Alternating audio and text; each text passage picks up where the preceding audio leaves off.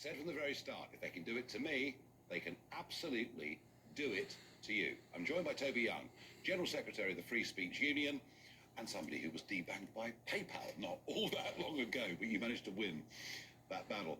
Toby, my case, they've been monitoring on a monthly basis my social media. I don't align with the bank's values. Funny, I've had some emails over the weekend from people resigning from the bank, saying to the bank, you don't align with my values, which I've enjoyed. I know for a fact that staff that work for all of these banks now have their social media monitored. I've got a couple of cases of people being brought before disciplinary committees for what they've said online. But now we understand that the four major banks in Britain, written into the small print, into the detail, is that they have the ability to monitor our social media. And with AI and the march of technology, we're not very far away from every one of NatWest customers and every other banks being monitored on social media. How seriously do you take this? I take it pretty seriously. I think it's a big story. The four major high street banks, HSBC, Lloyds, Barclays, and of course NatWest, which owns Coutts, all say, not in their terms and conditions, but in the small print of their privacy policies, that they reserve the right to monitor people's social media accounts. They don't say why, and they don't explicitly admit it's to with a view to debanking them if they express any unorthodox or heterodox political views. But that's the strong implication, and we know that banks have been doing that, not least in your case and in my case. So I do take it very seriously. One of the things the Free Speech Union does is we advise our members not only to make sure their privacy settings are set to quite a high standard, so not everyone can access their social media accounts, but also to install apps that automatically delete their social media posts after a week, a fortnight or so. Yeah. So offence archaeologists can't go back over a number of years to try and find things to be offended by. And is that, I mean, I certainly WhatsApp has got that. Do all the social media apps have that? Yeah, I think you can find apps which you can install, which will delete old posts, and you can set the timeline. That's good advice. Otherwise, we've got to say to people, don't say what you think. And that would be the last thing that we want to do. But Toby, I begin to think that debanking, making you a non-person, in the wrong hands, this is potentially the ultimate tool of repression.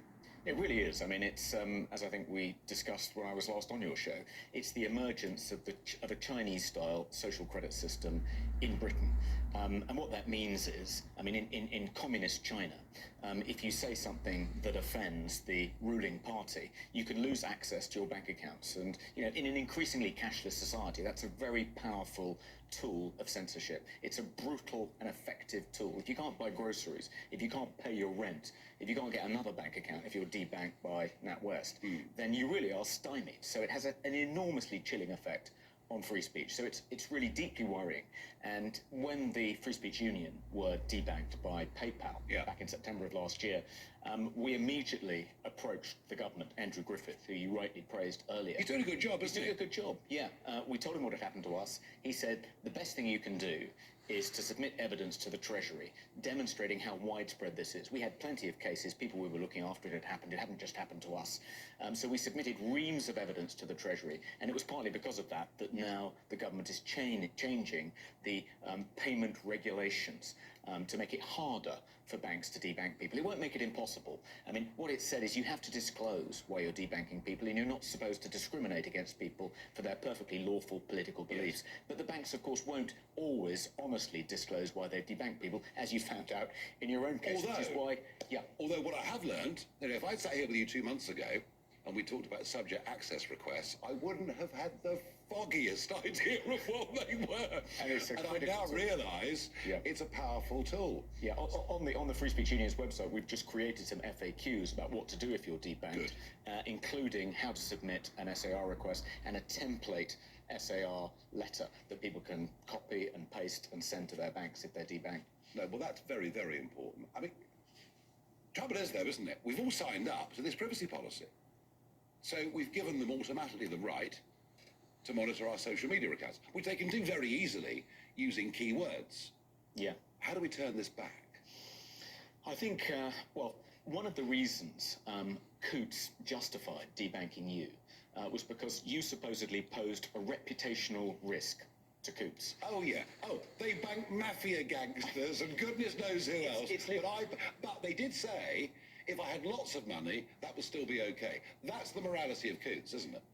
It's ludicrous. And the person deciding that it would actually be better for Coots's reputation to debank you rather than allow you to retain an account must be a half-wit, because nothing has done more damage to Coots's reputation than the decision to debank you. No. We've got that's the way I think to fight back against this. Make it clear that the price these banks pay, and payment processors like PayPal, for debanking people just because they disapprove of their political views, just because they're not woke enough. We've got to make sure the price they pay for that in terms of reputational harm is far greater than any harm that might befall them because they offer payment processing services to these people. Yeah, I think that process may have begun. I wonder, a couple of people have emailed into me. Bud Light, famously Bud Light, you know, this is the sort of great working class beer of America, and they had a transgender, Dylan Mulvaney was the name, was advertising Bud Light, and Bud Light drinker said, hey, this has all gone way too far, and sales have fallen dramatically. It's no longer the biggest selling beer in the US, and maybe there's a bit of a tide turning against some of this corporate nonsense. Could this be the Bud Light moment for British banking? It could be the Bud Light moment. You know, that's been an incredibly effective boycott campaign in the United States. It's had a devastating effect on the share price of Anheuser-Busch, the parent company. I think when PayPal tried to debank the Free Speech Union, and I went to war with PayPal, including coming on your show, and then they did a reverse ferret, and then they tried to change their acceptable use policy, and that created an enormous backlash, so they then did a reverse ferret on that. At the end of that process, that 2-week process, they'd had $10 billion wiped off their share price. I'm sure that the attempt to debank you from Coots hasn't done much for NatWest's share price. I think that's the way to fight back. Hit them where it hurts. If we can make sure that they lose money as a result of acting in this censorious way, then they'll stop. Then they'll sit up and they'll stop, I think. Toby Young, keep fighting the good fight. And believe me, folks at home, this is not the end of the matter. The apology from Dame Alison, the apology from the BBC. I have not given up with this project. In fact, I've barely started with this project because this runs right through corporate Britain. There is a huge degree of political prejudice. The new liberal left are the most illiberal people in the world. It is cancel culture. And if they can control your money, well, goodness knows where this ends. And I'm going to have, over the course of the next few weeks, a lot of stories of people who've been debanked for a whole raft of reasons, including how you spend your money. Yes, they're even debanking people because of how they spend their money. The whole thing is completely and hopelessly out of control.